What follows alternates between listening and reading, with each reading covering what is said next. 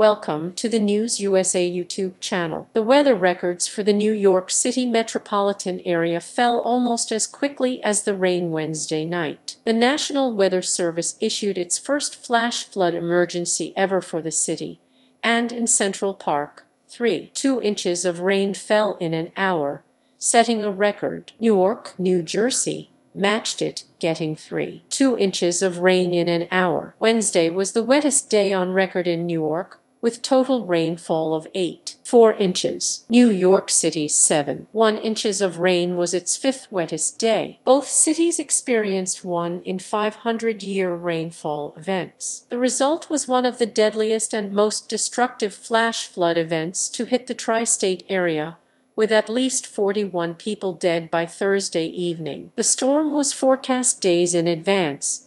The New York office of the National Weather Service issued a flash flood watch as early as Monday, but the intense rainfall still seemed to catch many off guard, underscoring just how difficult it can be to predict the most dangerous aspects of climate change-fueled storms. It wasn't that it was 6 inches in a day, but most of that fell in a couple of hours, said Bob Henson, a meteorologist and writer for Yale Climate Connections, an online news service. That was what really drove the flash aspect of the flooding and what caused the really rapid water rise. Even when forecasts predict extreme rainfall, it can be hard for people to grasp just how much water can fall in a short time. It can be difficult to visualize what it means when we say life-threatening flash floods, Henson said. Some folks hear this is the remnants of a hurricane and think it's no big deal. It's just the leftovers. The dangerous disconnect may become even more problematic as climate change supercharges storms and hurricanes. While the frequency of storms is not expected to increase in a warming world,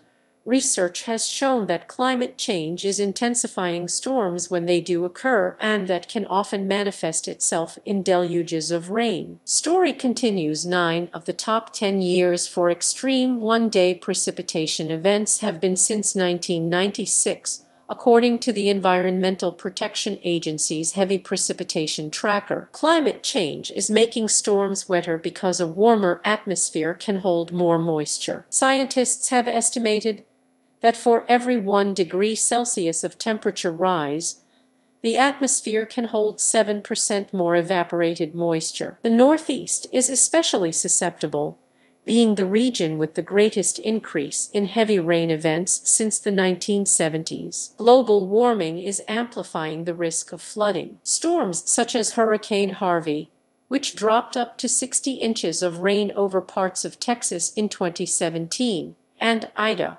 when it made landfall in Louisiana on Sunday as a hurricane and as it moved up into the Northeast, show how dire the consequences can be, particularly in cities. Rain flows more quickly on pavement than across grass, so runoff can allow water to pool much more readily in an urban landscape than, say, across a meadow, Henson said. That's why urban flash flooding is such a threat. The days leading up to the storm highlight what the system got right. Forecast models were predicting high rain totals across parts of the mid-Atlantic and the Northeast 5 days before the storm hit, and offered escalating warnings after that. 2 days before the storm, flash flood watches went up for 70 million people, and the day before, forecasters pulled the trigger on a high risk for flash flooding, considerable to life-threatening flash and urban flooding, and significant river flooding were mentioned for the mid-Atlantic and the Northeast on Wednesday. The information was in the National Hurricane Center's discussion for Hurricane Ida published Monday. That type of designation is reserved for the highest echelon of forecast flood events,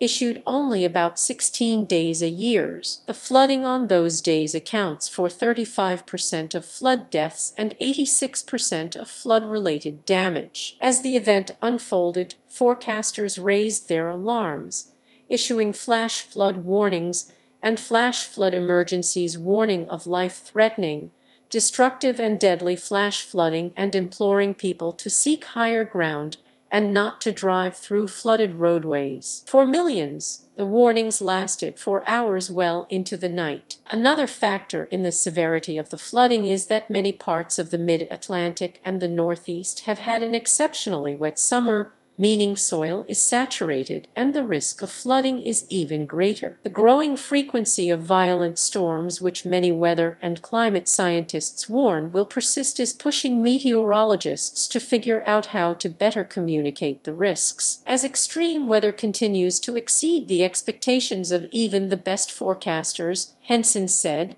scientists will most likely have to adjust how they communicate the threats and how members of the public interpret them. As with everything else, I would encourage people to have a balanced weather diet, Henson said. I would encourage people to go beyond icons on an app and dig into what the National Weather Service is saying and what local experts are saying. Weather apps might be great to know how hot it's going to be on a bright, clear day, but not so great at knowing that a catastrophic flood is coming in 12 hours. Subscribe to the channel, like and share this video.